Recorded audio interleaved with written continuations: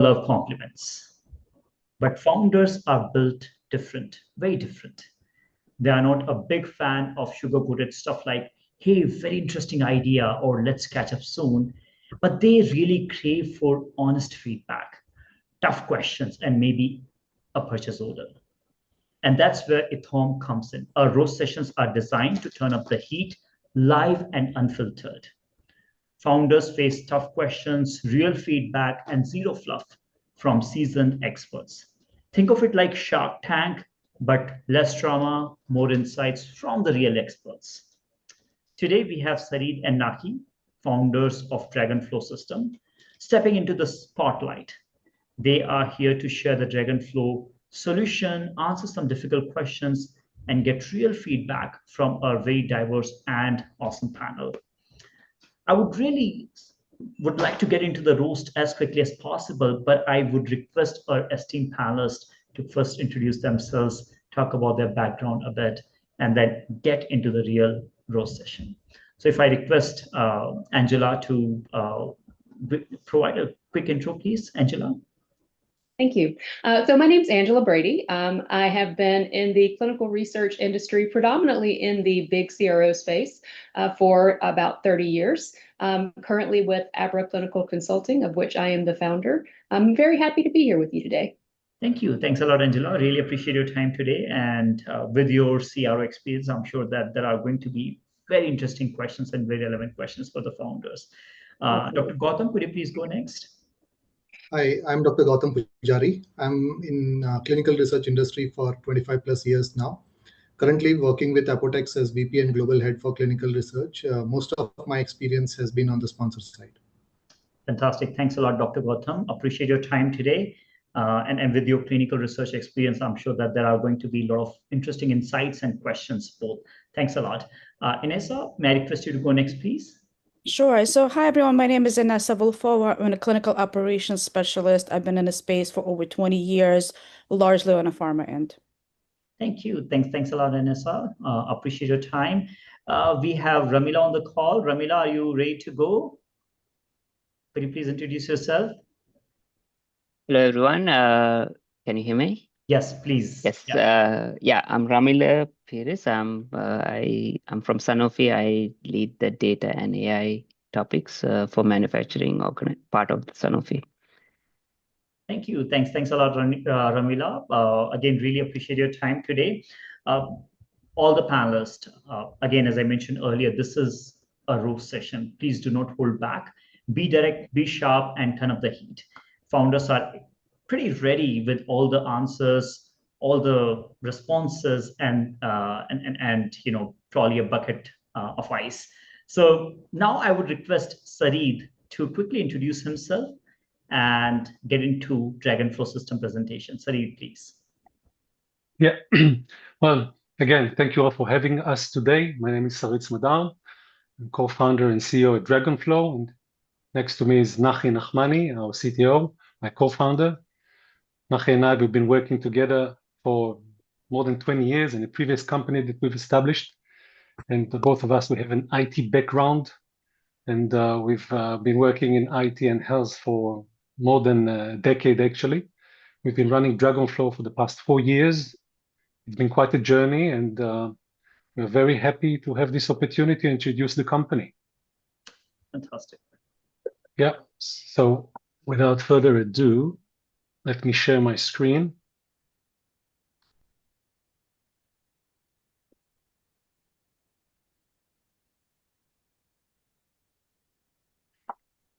Okay, so we'll start with the...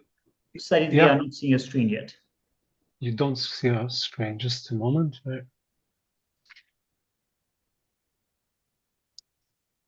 Oh, apologies. Just, I hope now it's okay. It is coming up. Yeah, please go ahead. Okay, so we'll breeze through a few slides, and we could season it at the end with a little demo, and to see actually what we've been doing and what we're going to present, what we presented in this few slides. So without further ado, so DragOnFlow basically solves one of the most expensive problems in clinical trial, and that is execution at the site level.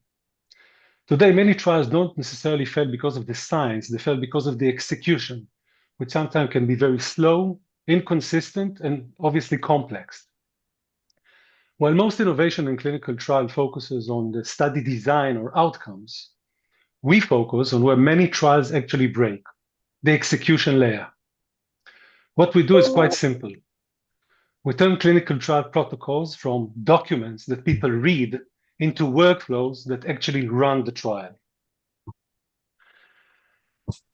Over the last years, the industry built tools for recording clinical trials. We all know the ADC for capturing data, CTMS for managing the complete study, and the ePro, which is now, I think in most cases, is part of the EDC to collect patient reports. Just recently, I think a week ago, the FDA has released an announcement about the pilot for real-time clinical trials. I'm not sure if you heard about it. And I think all of them, as part of what I've just said, it's all emphasized on the data streamline. And these are all linked together to different aspects of data collection.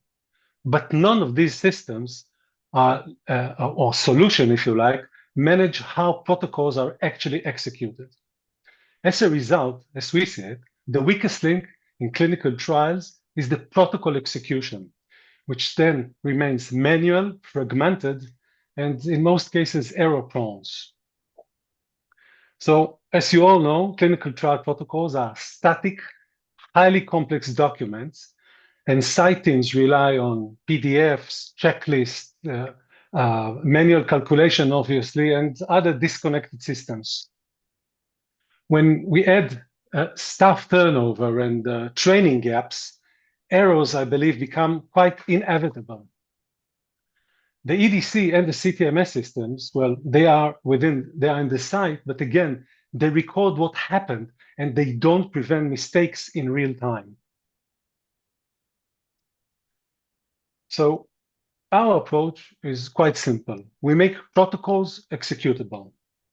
DragOnFlow turned static protocols into automated interactive workflows that guide the site team step by step in real time, handling calculations, decision logic, compliance checks, while enforcing the inclusion, exclusion criteria, and the treatment flow, all in one single interactive workflow. The result is a significant save of time and, of course, resources across the study and prevent deviations at the point of care. At the end, we automatically generate a clean audit-ready execution report. We will see it in a moment, in a few minutes. We also use AI. We use it in two focused ways. First, to help generate the workflow infrastructure, which is the flowchart.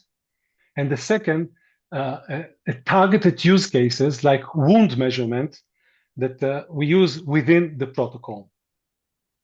All use of AI is under a complete clinician supervision. This is, I think, a very important issue.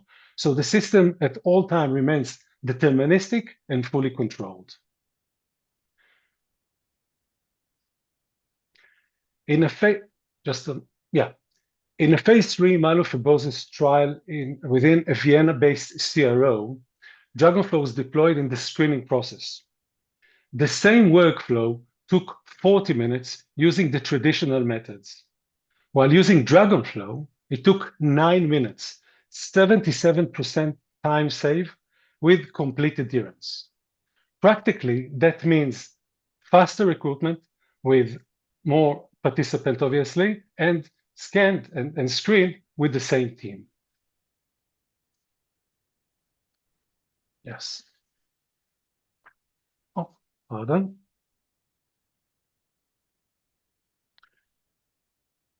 We estimate around 19% cost save in the typical phase 3 trial. That means reduced rework, fewer discrepancies, shorter timeline, low operational risk, and it's all down to predictable execution at scale, which means that CROs, sponsors, and sites can basically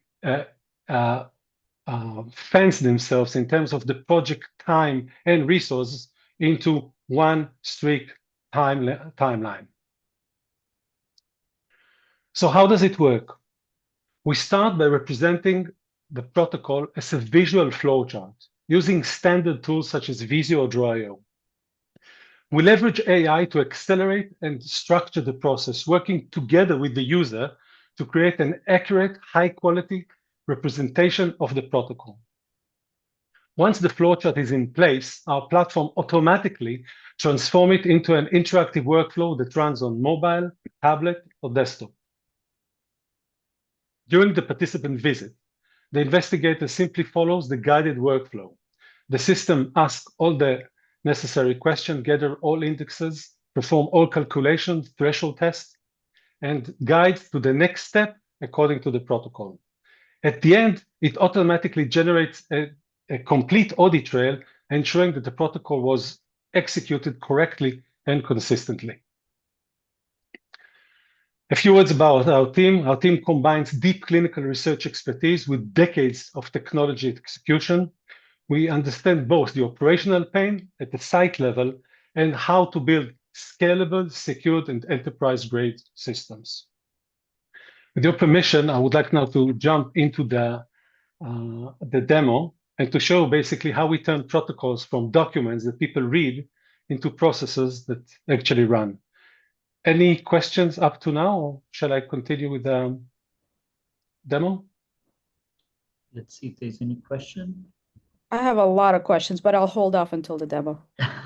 Okay, very well. Let's do that. Thank you so much. Thank you, Inessa. Well, what I would like to show basically to review is what we did in Vienna, the screening process that DragOnFlow reduced from 40 minutes to 9 minutes. And obviously, you've seen quite a few of these kind of protocols, so we just breeze through it, and then we'll see what we did.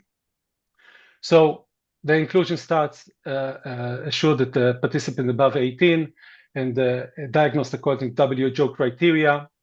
Yes or no question, obviously. And here we're starting to get a little bit tricky when we're looking at DIPSS grade 2 or more, where usually what they had to do here is to leave the protocol and the notebook and the information they had and to enter into MedCalc to make the calculation for the survival scoring for patient with myelofibrosis and make the calculation, put it back and to continue. Here we're looking at JAK inhibitor treatment within the cell and to see actually how the patient responded to that treatment. Quite a cumbersome list of issues. And, excuse me, here we are looking at MFSAF, where the investigator had to make a scale from 0 to 10 and for the following symptoms: fatigue, night sweats, itchiness, abdominal discomfort, pain under ribs, and so on, and to assure that at least one received 5 points and at least 2 received 3 points or more. And from here, we are jumping into ULN, upper limit normal, the calibration of the different lab equipment that provides the lab results for each participant from different sources. And obviously, the formula and the calculation is quite complex and cumbersome. And that is why you can understand why it takes around 40 minutes to walk this through. What we did basically through our tool, this is our little add-on on top of Draw.io in this case. We describe the complete protocol. This is from a bird's eye view as a flow chart. And here, this is the little add-ons, as I said, that allow us to describe it and to put different business logic, starting with buttons, go through decision support, decision tools, and scan documents, put a little video to explain. It can go for either to pharma or device. We're agnostic to any kind of protocol as long as it can be described and it's not software based. And as you can see, these are the flowchart that describe the different inclusion-exclusion criteria. And here you could add different formulas. You could put even pieces of code so it can connect to external system, attract, import, and export information from EDC or from other resources. So that's how it looks. And when we jump to the interface, as soon as we have confirmed the flowchart diagram on hand, then we transform it into an instant messaging-like interface, as you can see. And this is actually what the investigator, the clinician, the physician, or the coordinator sees when they are on the site. And from here, basically, we have an instant messaging-like interactive workflow that basically guides and make all the business logic behind the scene, allowing the user, if you like, to simply enter the data and to get confirmation or flags when they are running the different steps. So let's jump and see what we had here. So let's enter into the inclusion criteria.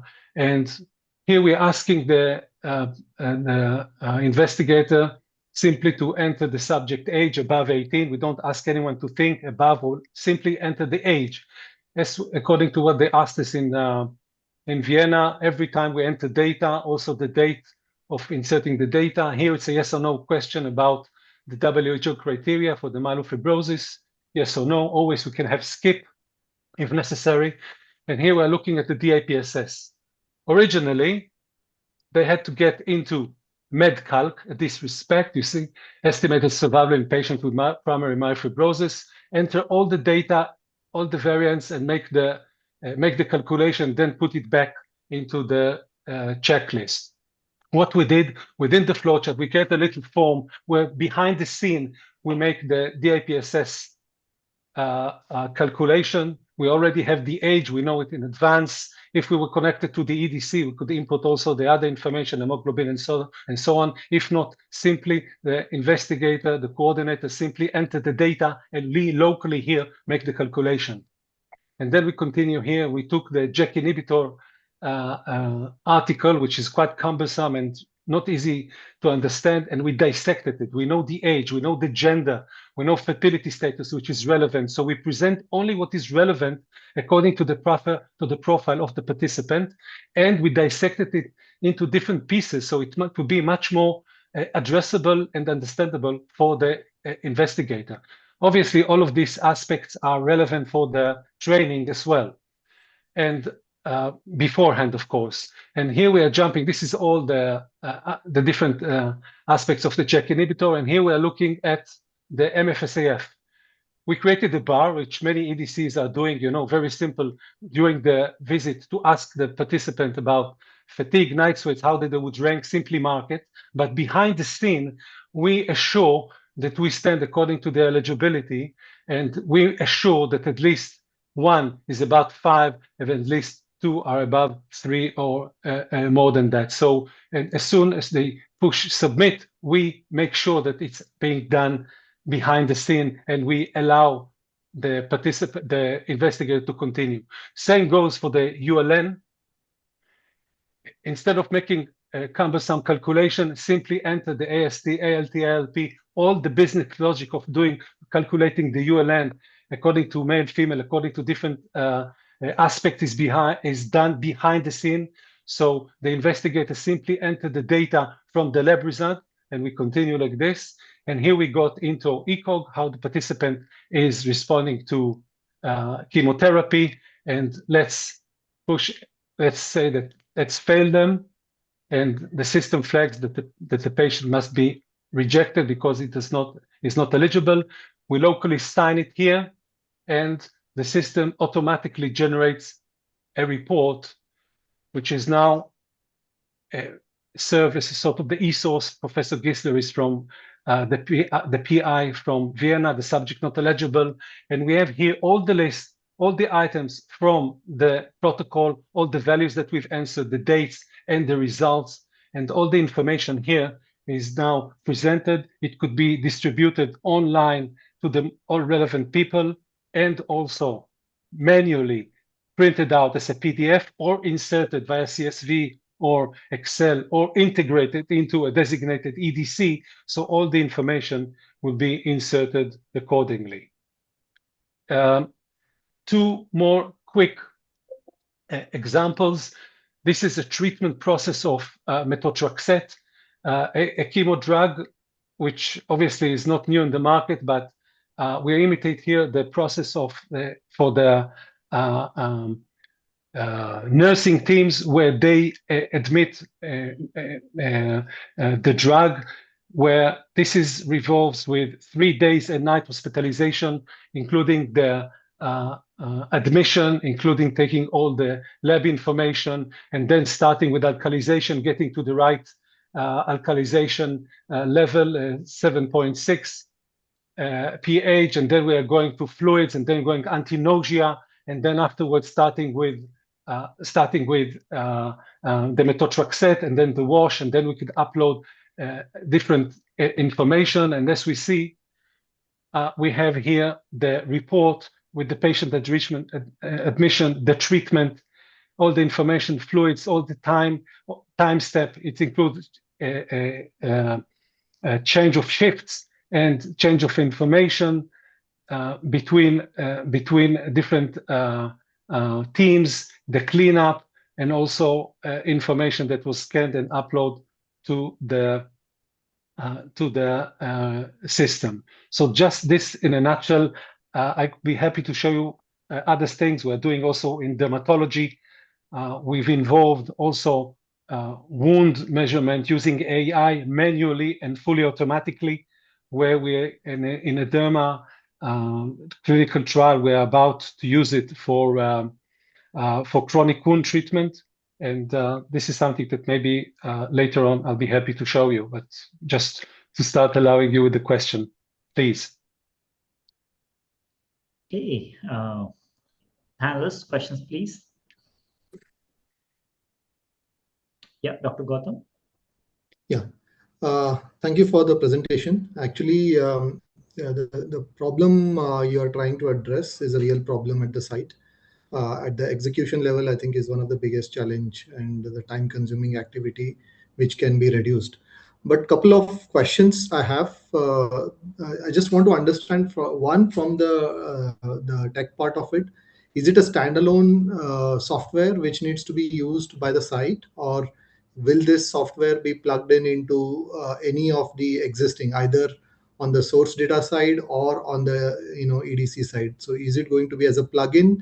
Because from the workflow that you showed, it looked for a complex protocols, definitely it's something which will be helping the site or the investigator or the site staff. But I wanted to understand where this software sits, or is it a standalone software? This software is not necessarily standalone. It can be standalone in some cases, but we aim to integrate it and to have it as part of any EDC and any other system that the site, CRO, or sponsor will ask us to do. As I said, we could implement pieces of codes for external API, application programming interface, to connect to any external system, so we could import and export data and basically ease the data insertion and make it more automatically. So we don't see it as a standalone. It could be as a standalone at some aspects. Have you guys tried integrating with any, because there's a lot of softwares that need to get integrated, have you guys done any integrations, tested any integrations? Yes, we did. Well, our integration aspect started with a hospital and EMR system in Israel with Rambam Health Campus, and I think this was quite an integration launch that with all the complexity of entering into an EMR. So we are aware of it. I think that when we are looking primarily connecting to different EDCs, it will be a little bit better, we hope. I think that all the major players like Viva and others have their APIs, and it's better. It's basically up to the sponsor to notify and to request to do so.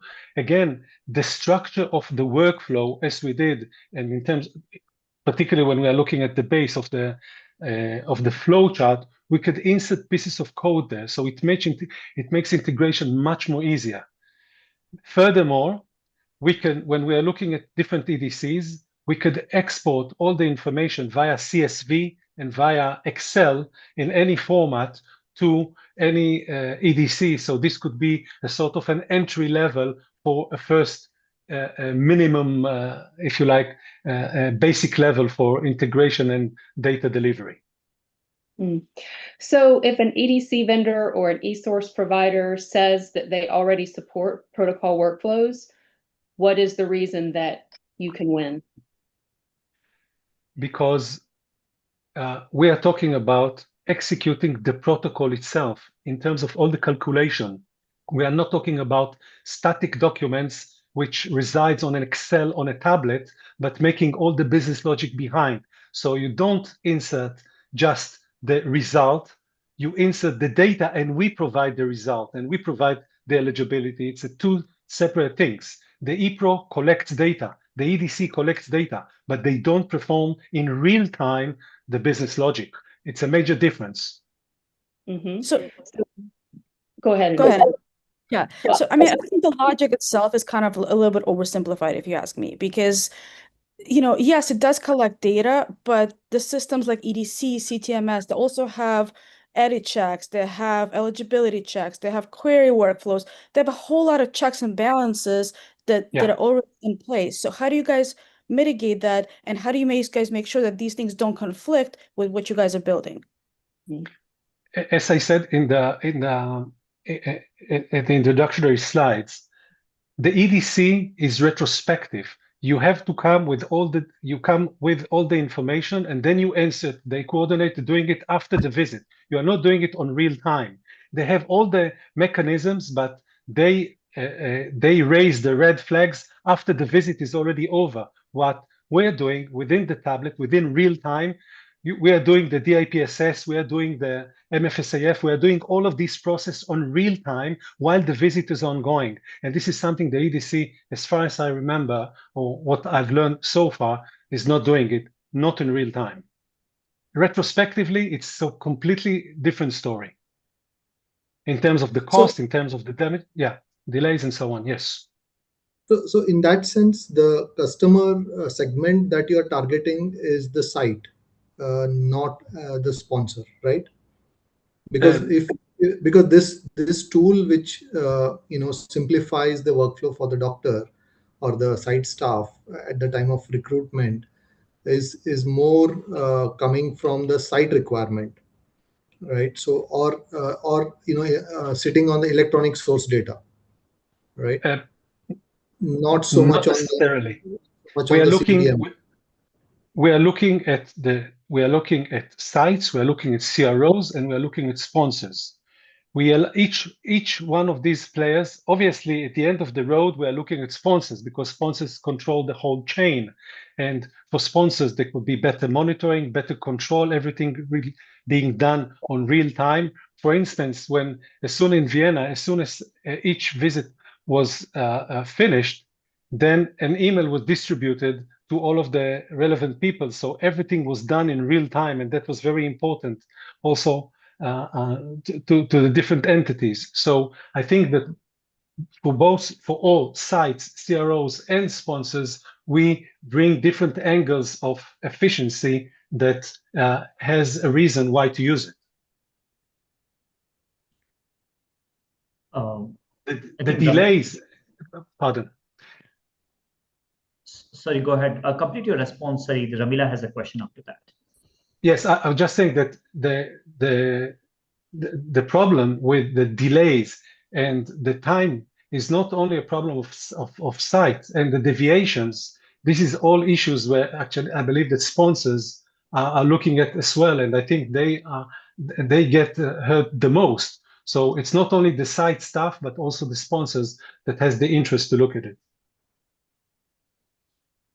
What decisions does your platform support versus dictate? And what clinical effort and validation is behind the scenes? Nachi, would you like to start? Have a... Just if we go back a bit of what the platform is, it allows basically to do whatever logic you want.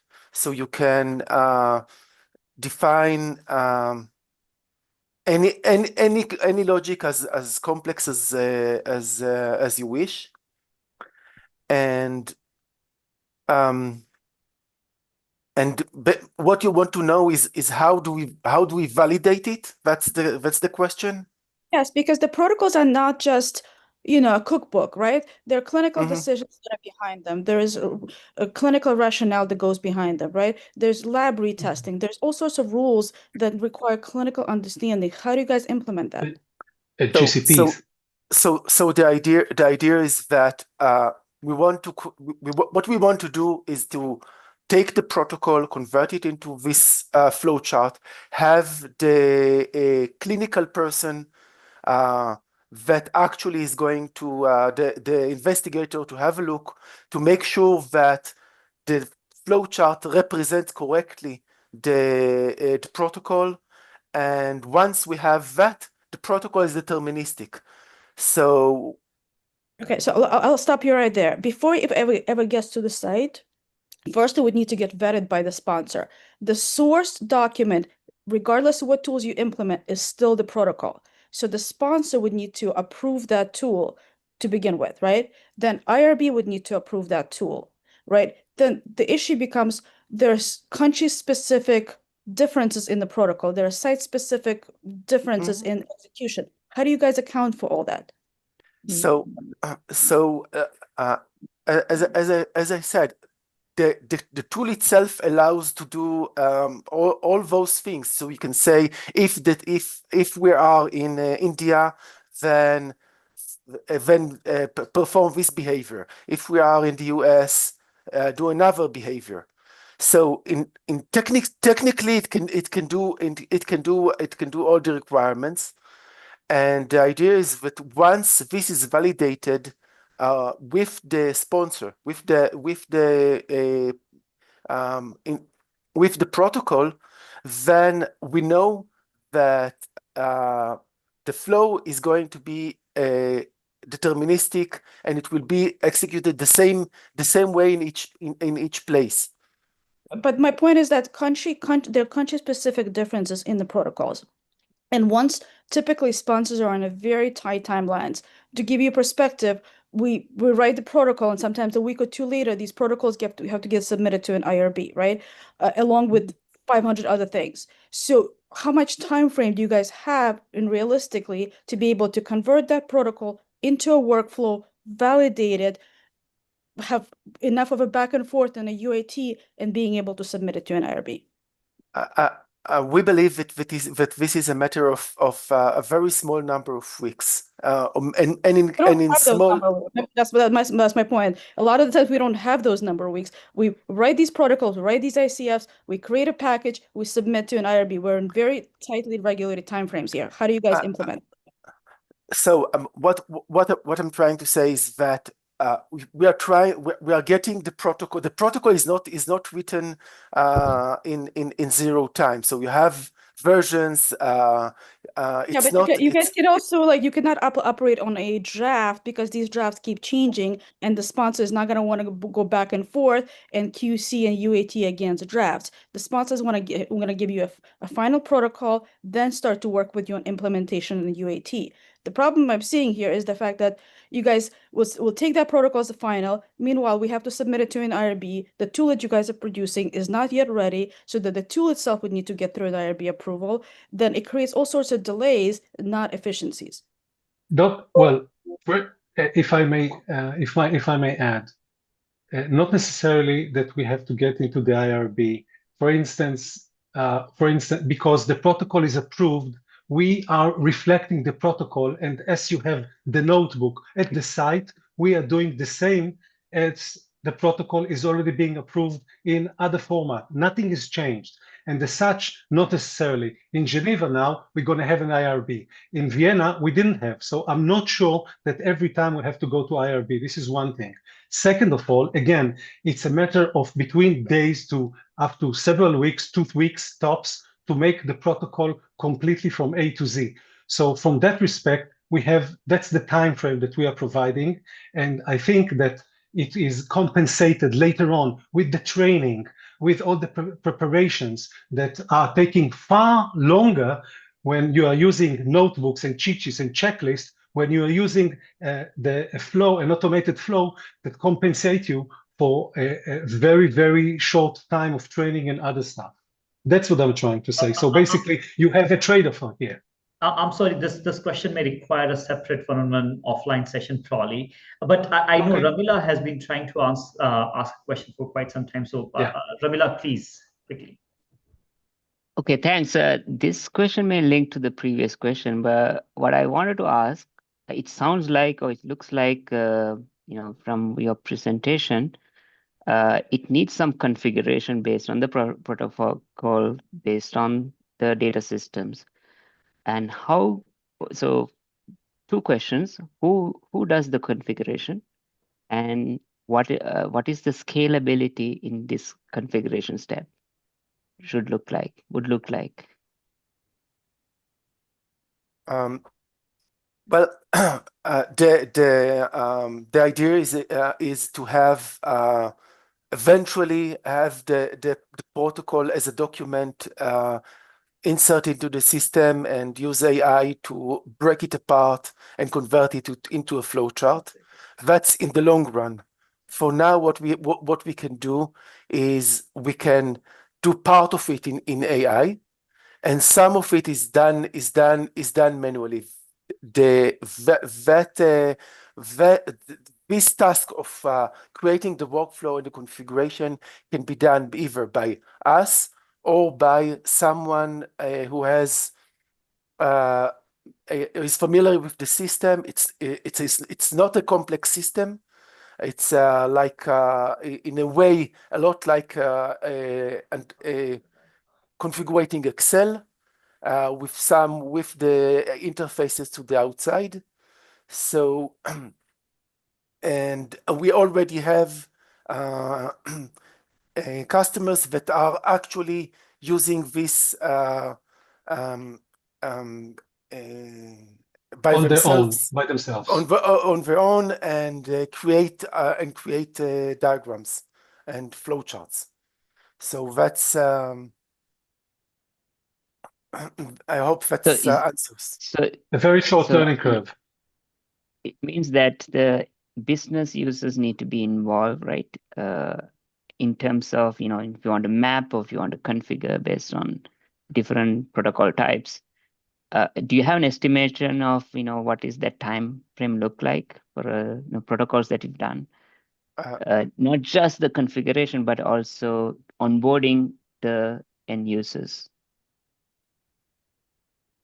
We don't have a lot of experience yet, but from the protocols that we've implemented and have users at the end that actually used it, it took between a few days to 2 to 3 weeks, depending on the complexity and the amount of data and the changes that they requested. What happens a lot is once you've created the flowchart and you give it to the user, then they come back and say, okay, this is doing exactly what the protocol, but now I want the clinical coordinator to get a message here that says that tells them to do something or to pay attention to something, and that's and on each one of those is an iteration. So it can take up to a few weeks. Thank you. Thank you, Ramila.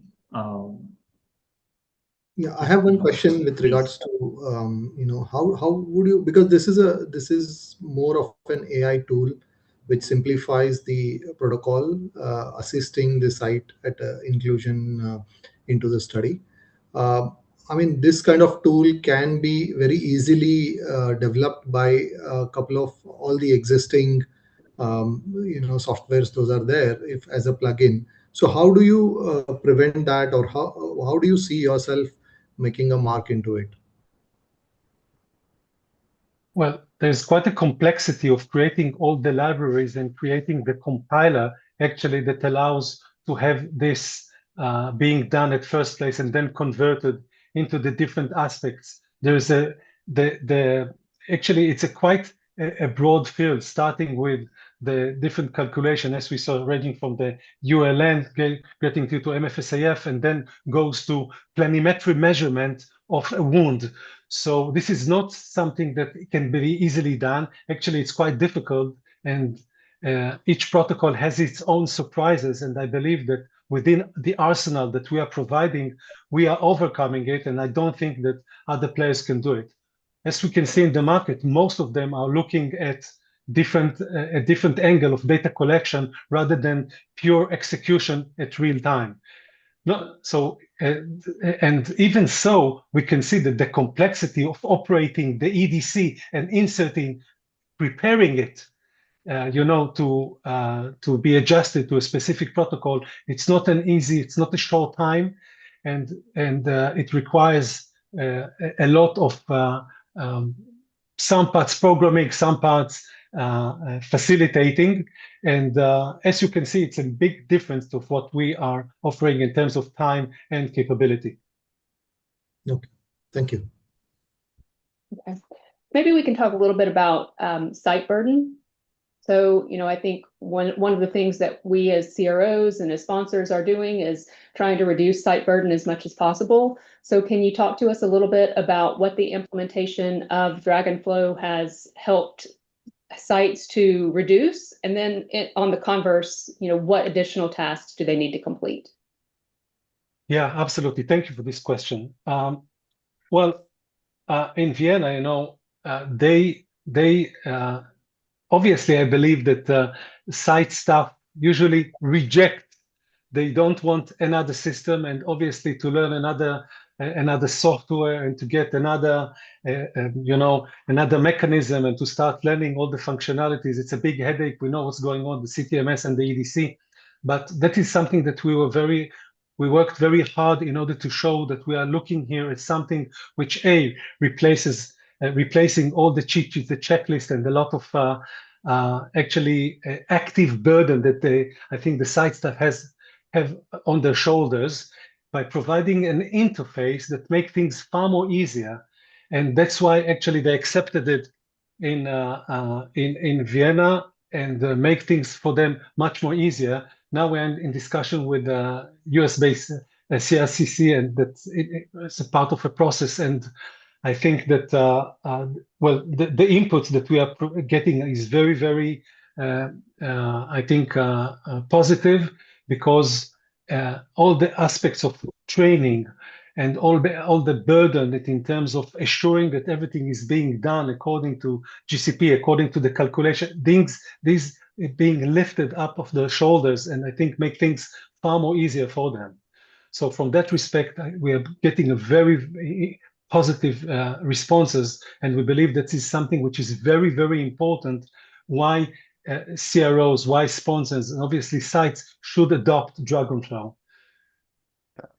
I want to add that we spend a lot of time minimizing the interface to make it as simple as possible, to make it look like WhatsApp or Telegram or one of those applications, so it can be as much as intuitive as possible for the user. So as you saw, there is no complex screens, there is no navigation in trees, there is nothing like that. It's just a simple dialogue-like interface.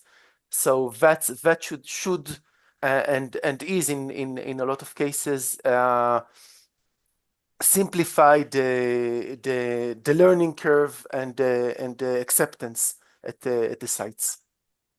What does the competition look like today? The reason I'm asking you this is because a few years back, there was an organization called Firecrest, I believe got bought by Syneos, that they've developed a tool that is basically a visualization for the protocol. So how are you guys differentiated?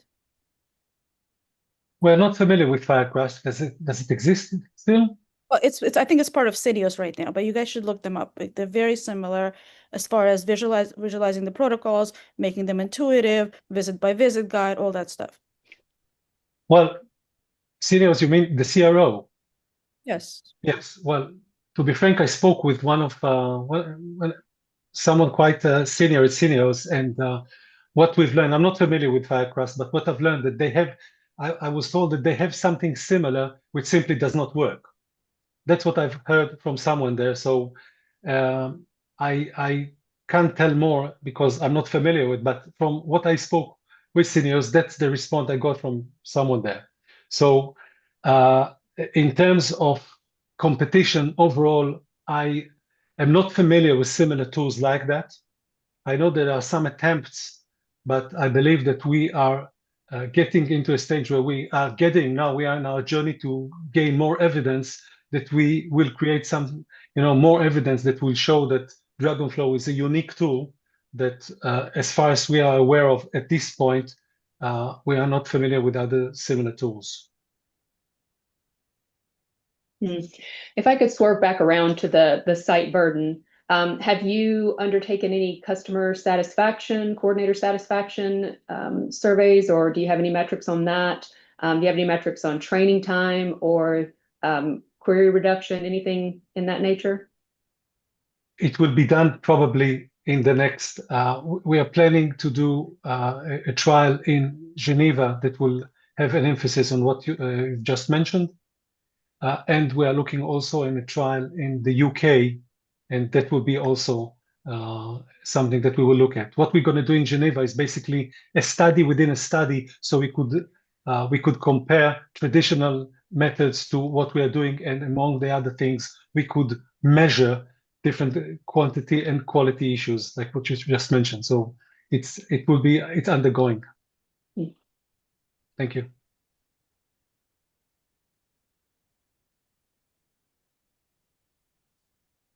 One of the things that you guys are claiming in your slides is that it would reduce 19% of savings for the study, which is a gigantic figure. What is that based on? What is based on? It's based on discussion. Within our advisors, we have professionals with nearly 30 years, 25, 30 years experience in clinical trials and SSCROs, and we discussed with them and the different aspects. Starting, we were looking at the recruitment, the pre-screening aspects, the training. We were looking at the dropouts. We looked at different aspects, and that's our estimation. And within our journey, within the next trials, we were hoping to quantify it. I can tell you this figure is largely inflated based on looking at budgets over budgets. Would love to kind of understand a little further how they came up with that figure, because you'll get a lot of pushback on that. There's a lot of components that are vendors, tons and tons of components that cannot be moved. And this is just, yes, it might might save a little time. Yes, it might save a few queries, but this is a gigantic overestimation. I'm absolutely open for this, and this is quite a challenge, and we are looking to validate it through the next trials. We understand that, and I believe that the amount will be substantial. Whether it will be 19, 15, or 29, I don't know at the moment. We will have to wait and see, but that's something that we aim to prove. Either way, I think that in either case, it will be, I think, substantial, because we're talking about a lot of money here overall. I think this is another question that requires a separate conversation, because you will have to show your calculations, which might be slightly confidential, and then present it to Inessa so that she can provide more insights. But I think this is a fantastic question, Inessa. Appreciate that. Ramila, you have a question? Yeah, just a general question. Access to software, access to coding is increasingly becoming cheaper. So my question is, what is the key differentiator that you guys bring in that will entice a company to use your tool compared to having their own developers developing the capability? This could be pharma companies who are able to invest in AI and teams to develop their own solutions, or the data source systems where they can also increase their scope by adding similar capabilities. So what is the key differentiator that you are bringing in that other companies won't be able to, match? I think won't be able is very harsh, but I think that we have already invested. We have a barrier of complexity that already exists. The key idea in the system is that we have a human in the middle, because you can take an AI, and hopefully within a few years it will be able to digest a very complex documents and follow through. However, you won't be able to verify that it deterministically doing exactly what you want. So the key of our system is to use AI, but to have something deterministic that can be validated by the developer or designers. I would like to add, if I may, that basically you could take the protocol as we have done it and put a bunch of programmers, and they could probably create something similar within a period of 2-3 months. In terms of you have to make the design, you have to, the analyst, the design, the QA, and programming itself via AI or not, and then you have a full complete software project that in the end of the day you will deliver, but later on when you have amendments and we have other changes, you'll have to go back to that same team and the AI and to combine everything together and go back and forth. This is basically not feasible, and you cannot do that. What we are offering is a tool that within a very short time, you could create the protocol and to create an automatic interactive workflow that assists you save on time and deviations. And that's a major difference when we are providing it with the set of tools that we're providing. So there's a lot of types of deviations, and you guys can only manage maybe a subset of them, right? There's lab deviations, there's source data gaps, there's all sorts of things that you guys are not able to control.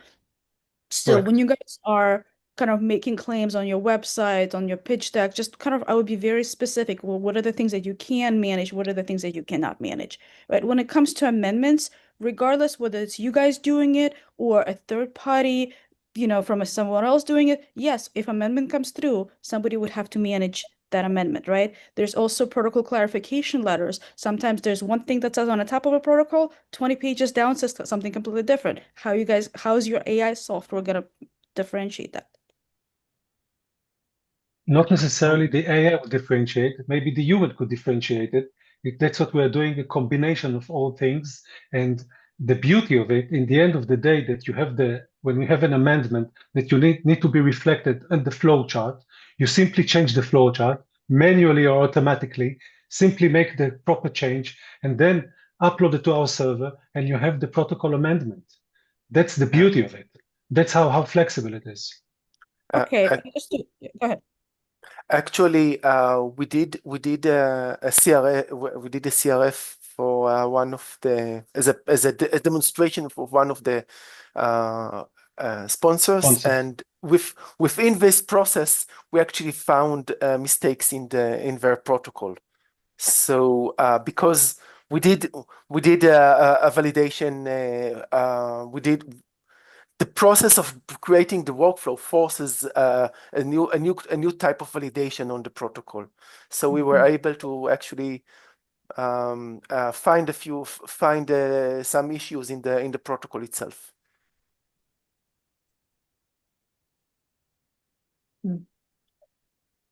Probably yep. Go ahead, Angela. Yeah. One thing I would recommend that you think about, going back to Inessa's line of questioning around how quickly you're able to move from the final draft of the protocol to a final workflow. When you do have a protocol amendment, what you don't want is a site to hold off on enrolling patients until they actually have your workflow in hand. So your speed to your final workflow is going to be incredibly important. So I think that's something that you definitely want to think about.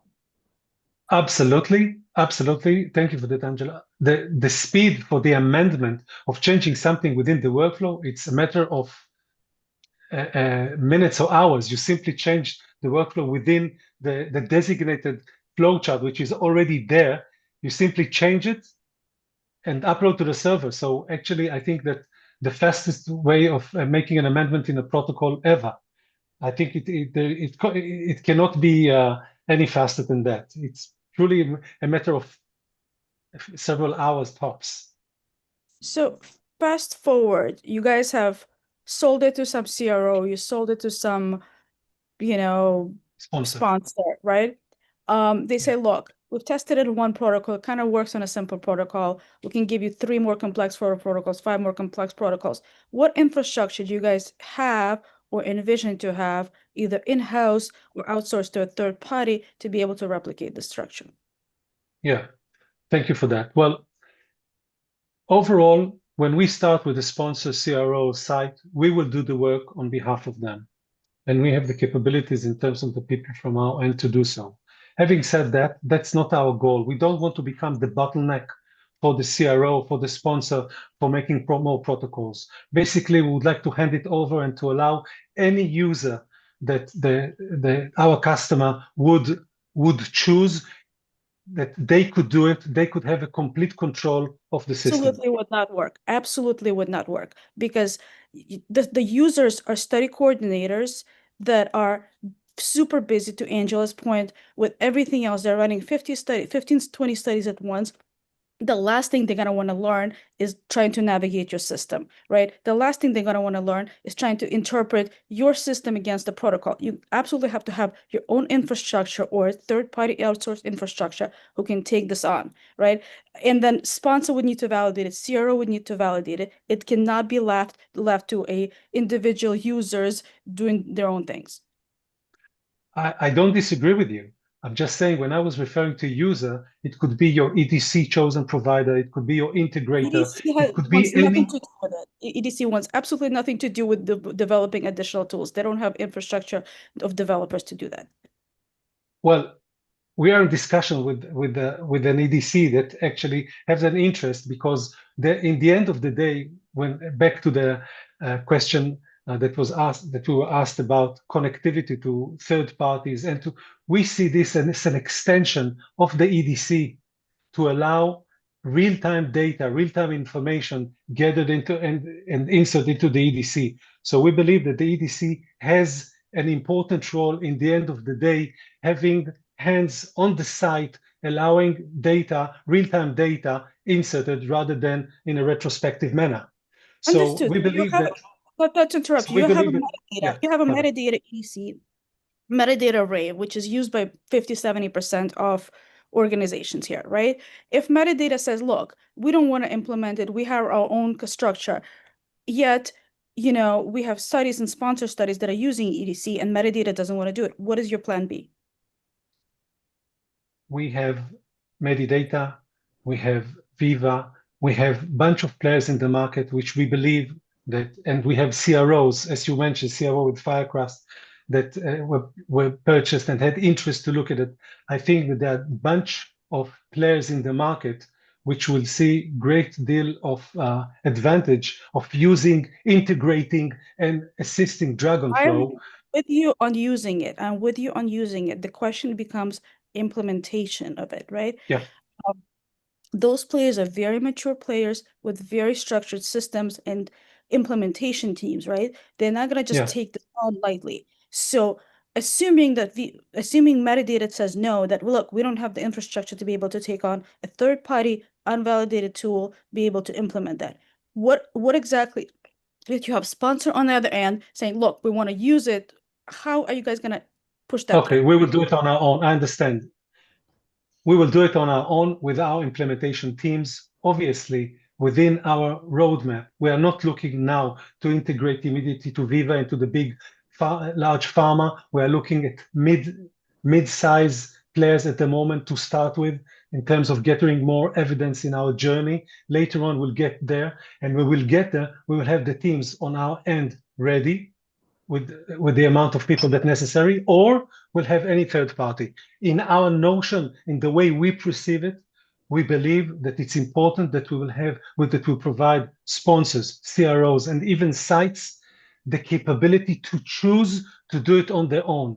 What we did in Israel with an Israeli hospital, their IT department has asked us to do it on their own, so we hand it over.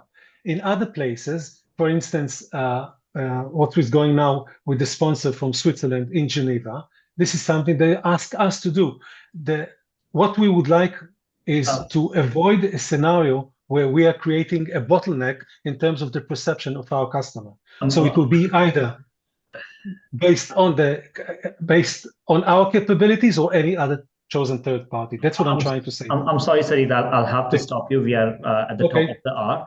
And I just need one final piece of advice from our panelists for DragOnFlow. And I know that Ramila has to leave. So Ramila, quickly, what is the one final piece of advice that you would like to give to DragOnFlow?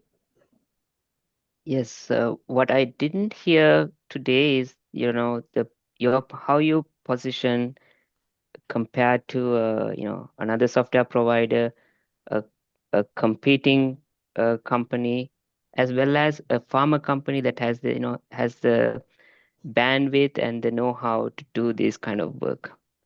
And what is that? I think this if you can position that clearly, I think it will be interesting. Okay, thank you, Ramila. Probably we can take that in another one-on-one interaction later on. But yeah, thanks a lot, Ramila. Who wants to go next? One final piece of advice to DragOnFlow. Yeah, what I would like to say is, focus on the sweet spots which are like creating, higher value to the site, like the one you mentioned of, the wound measurement, which because I have done a wound study in the past, so I know how difficult it is for the measurement. So these kind of complex clinical problems at the site, I think if you keep on adding more solutions for that, that would, create a USP for the product. Thank you, Dr. Goutam. Angela or Inessa? Yeah, sure. For me, I think about ICH E6R3. Think about the GCP aspects of implementing an AI technology, and how that implementation really impacts sponsor oversight, and what that means to ensuring that you have appropriate audit trails, traceability, et cetera. Again, all related back to R3. Thank you. Thanks a lot, Angela. Inessa, please. Yeah, I mean, all of these are very valid points. For me, it's about positioning. You guys seem to be positioning yourself as an execution layer. In order to be an execution layer, there needs to be a lot of interoperability with EMRs, with safety databases, with a whole bunch of things. And you guys are making a lot of claims on, protocol deviations and all sorts of things that I think are questionable to what degree they're truly supported. So I would work on making sure that your positioning truly reflects what you guys are actually doing, which is the workflow tool, and not necessarily the entire ecosystem. Thank you. Thanks a lot, Inessa. One final comment, Sarid, from your side. Well, thank you. It was very inspiring. Thank you, Inessa, Angela, Dr. Goutam, and Ramila has already left us. Yes. Thank you all. Very inspiring. Learned a lot. And definitely we have a journey that we are continuing, we are pursuing, and we're, the most important, Inessa, I would like to address to what you've said. The most important thing is to create more and more evidence, and that's what we are looking at. We started with what in Vienna, and we are continuing with others, and then hopefully to meet you all later with more evidence. Thank you so much. Fantastic. Thanks a lot, all the panelists. Really appreciate your time. Sarid and Nahi, I think what you did today is extremely commendable. You invited criticism for yourself on a live stream public forum and responded to all the questions very positively with a smile on your face. I see you are not crying, you are not sweating, so that's a good sign. Hats off to your guts and positivity. I think it's very, very inspiring. And I hope this session with all these experts will bring a new energy, ideas, and growth trajectory to DragOnFlow systems in the future. Again, thanks a lot, panelists. Your expertise is something which make these kind of sessions really valuable. So appreciate your time today, and we'll reconnect soon in offline sessions. Thank you. Take care. Bye. Thank you so much. Bye-bye. Bye. Thank you.